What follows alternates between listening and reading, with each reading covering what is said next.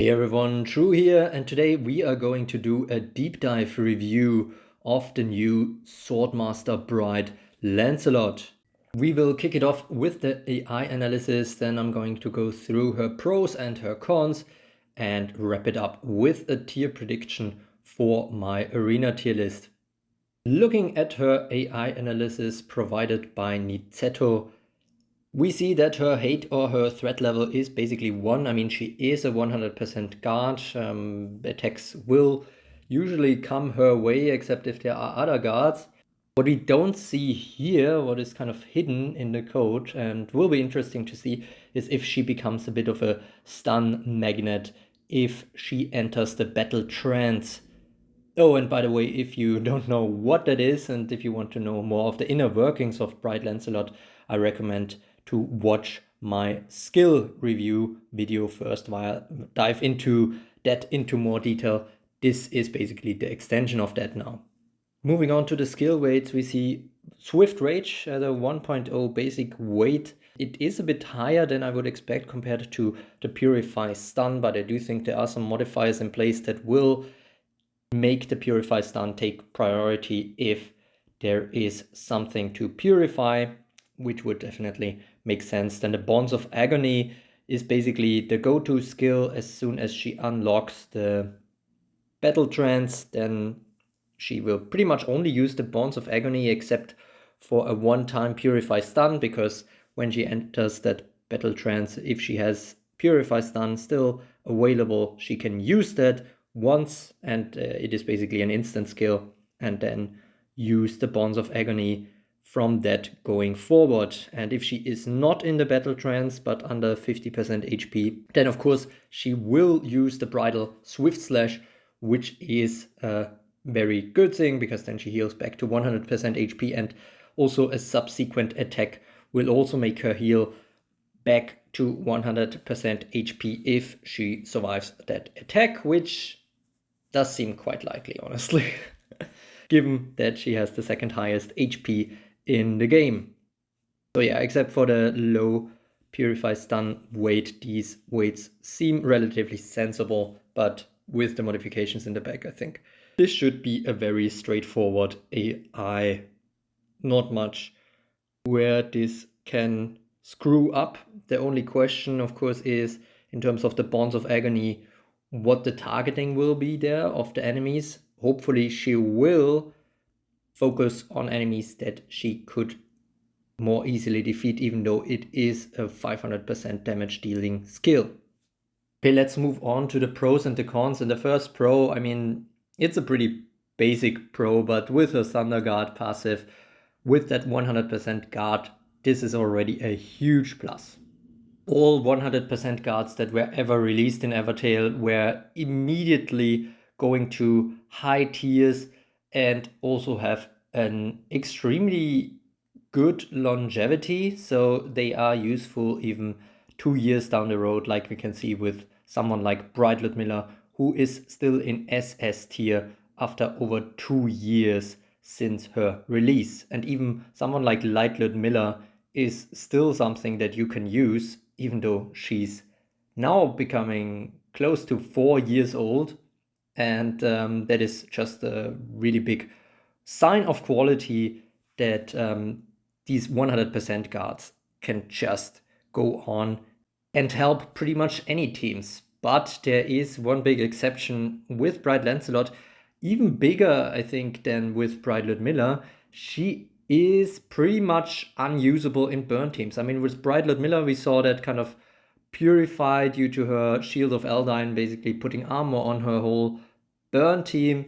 I mean, this is a bummer, but with someone like Commander Astrid, the burn is quickly reignited. But on the other hand, with someone like Bride Lancelot, who cannot enter battle trance if there are any allies on the field that have the burn blast or burn drive skill, this becomes a completely different beast because she really needs that battle trance, and I think that means she's basically unusable in burn teams. And given the prevalence of burn teams right now, this might be an issue. Of course, an arena team consists of different styles usually, but I mean, what do you do if someone like Commander Astrid survives for a very long time, and then even when Bright Lancelot comes in, there might still be someone with a Burn Blast or Burn Drive skill in the field, and she becomes basically useless. So you really need to keep her far away from some of these burn teammates. Of course, the one big exception is Nobunaga, as I mentioned before in my skill review. Sticking with the Thunder Guard passive, another big plus of her is the stun skin. It's not really a skin, which also helps her, of course, but basically every second hit that she takes, she stuns the attacker for 100 time units, and that is a big one, especially in terms of being in this kind of instant meta that we see right now. So a lot of units basically attack twice in a short time span, but these units will then most likely take a stun if they even get to do a second attack at all, because maybe with that instant attack they are already getting the 100 time units stun. Of course, there are some stun immune unities or units, and also, of course, the stun wards are around right now, but still, this, I think, being a 100% guard and every second hit being a big 100 time unit stun will definitely be a big one, especially in combination with the battle trance, where she is close to undefeatable for 150 time units. And in that time, she may take some further hits and stun all these attackers. Ironically enough, though, she is herself quite weak to stun. So Bright Lancelot, in terms of her skill set, really depends on actually getting a turn, getting a kill in battle trance, and she has no stun immunities directly, so that kind of stun weakness might be a real issue.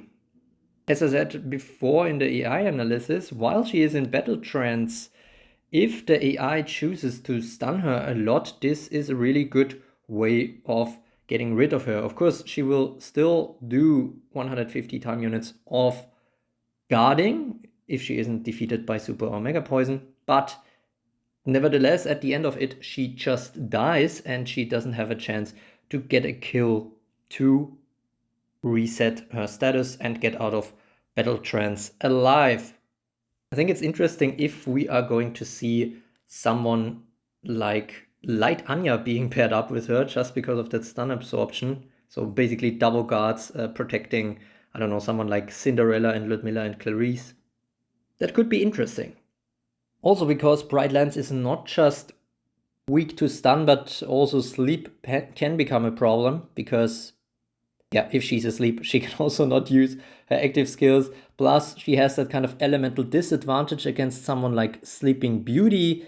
And with the cursed sleep, when she isn't getting woken up, and obviously she cannot purify herself while she is asleep, this may also prove to be a problem. But all that being said, I mean, even if these things happen, usually she will still go to the 150 time unit trance, and even if she doesn't get a turn, or even if she doesn't get a kill during that time, this is a very, very strong time for a guard to be basically indestructible. I mean, in that time, you basically have still the stuns going on, and you also have your team being continually protected against attacks, and she's still tanking some of these attacks. I mean, we have some 100 time units indestructible guards like Bright Ludmilla after her Shield of Eldine, and also someone like Morphe or Storm Michaela.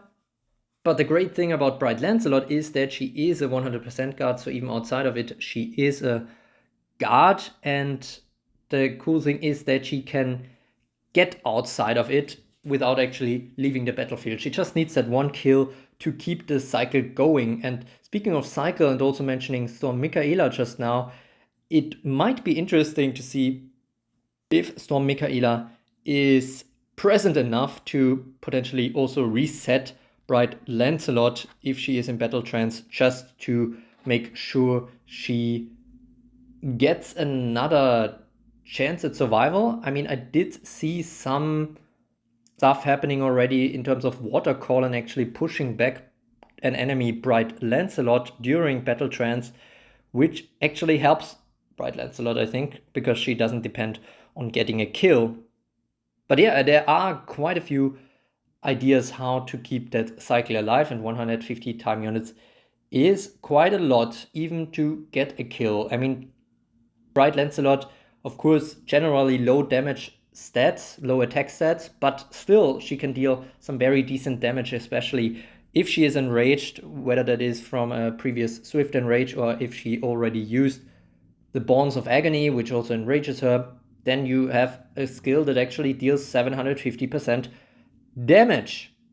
Though this does not ignore armor, and it also doesn't ignore things like skin effects or counter or something like that, which is a bit of a bummer. And not just that, but in general, in the current meta, it might just be pretty hard to actually get kills. I mean, let's just see, we have a few guards that sometimes become indestructible. We have more and more hold ground plus units.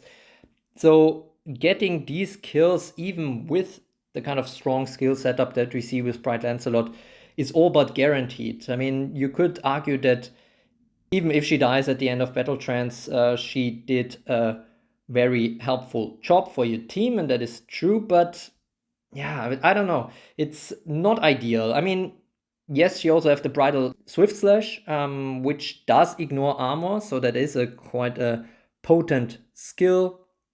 Of course, this is only usable if she isn't in battle trance, and she doesn't actually need to get a kill with that skill. But yeah, it's difficult. I mean, she has super low TU, so that is great. I mean, the Bonds of Agony being basically 50 time units means if she isn't stunned or asleep or something like that, she might actually get to use this 3 times before her battle trance ends. And in general, Bright Lancelot might be helped by her straightforward AI. There isn't much, I think, that the AI can do wrong, especially in battle trance. It just focuses on the Bonds of Agony, which is that strong damage dealing attack that costs 0 spirit and 50 time units. So she will just push that out there and hopefully get a kill with it. Okay, I didn't mention this, or actually I did for a bit, but I didn't put a huge spotlight on it yet. But now I'm coming to the biggest con in my eyes for this unit, which isn't super relevant right now, but I think it's a big kink in her armor, and that is the big super and mega poison weakness that she has in her skill set. Basically, if she dies from super or mega poison, then she will not enter battle trance, and also if she dies from super mega poison during battle trance, she will also die, and the 150 TU are no longer applicable. And right now, this is not a really big deal. I mean, we have Angel Reset, a really good mega poison unit, but on her own, she's just not really pushing hard into the meta right now, just because of the general poison weakness of the current meta landscape. But I mean, this Bright Lancelot is one of the first units in a very long time that are actually hugely susceptible to poison, at least to this specific kind of super or mega poison, which is also good, I think, because someone like Sleeping Beauty with a Thorn Rate cannot just take her out. But what this basically tells me is that there are some super or mega poison units coming soonish. I mean, we could see a few months without them as well, but they will be coming eventually. And the question is, what do you do now with Bright Lancelot when that happens? We will have to see. Though you have to say that also some of the other guards or strong units could potentially be heavily affected by that kind of super mega poison rise. Someone like Light Anya, for example, who might even have the elemental disadvantage against a potential other dark super mega poison unit. And there is a final pro that I didn't put much attention to yet, and that is the Purify Stun for 2 allies, which is a very nice skill of Bright Lancelot. Basically, she can purify and also use that to stun some random enemies. And this might just help her to push away some of that super mega poison if she gets the turn before actually being killed by it. So in conclusion, where do we land with Bright Lancelot? One thing, I already mentioned it in my skill review, but I have to highlight it here again. Bright Lancelot is a unit that absolutely needs full awakening, or at least maybe 3 awakenings. You really want that 100% probability that she enters battle trance. Otherwise, if that probability doesn't hit, and for example with 0 awakenings it is just 20%, so there's 80% probability that she basically is a 100% guard that has no hold ground, and if you don't awaken her, her stats will also be much lower, so then it becomes really likely that she just tanks 1 hit and then is gone. There are better options for that. At 1 copy, I think I would possibly even prefer someone like Lancelot Miller, honestly. So yeah, this means she definitely needs full awakening. But all that being said, with the current meta landscape in mind, I think, and I agree with my viewers here, the SSS tier is where she can go. She's just a really, really powerful package. And the only thing that I see that might be holding her back a little, and that's the only potential that I can see for her to only go to SS tier, is on the one hand, if we see a strong poison release very soon, so before she actually gets to get a tier in my tier list. And I mean, this is something that is already currently in action. If the burn incompatibility is really holding her back too much, I mean, she can still be deployed in later platoons if you run burn in platoon 1, but how much later? And do you actually want to take the risk? As I said before, someone like Commander Astrid sometimes really, really survivable. And if Bright Lancelot comes on the field and cannot unlock the battle trance, that is just a huge bummer. So the question also becomes, if some of the burn fanatics actually are a bit holding back on Bright Lancelot, and in that case, I can see her only go to SS tier. That's it for now. Let me know your thoughts in the comments. Do you agree or disagree with my analysis? Don't forget to like and subscribe to become a true carrot. And as always, thanks for watching.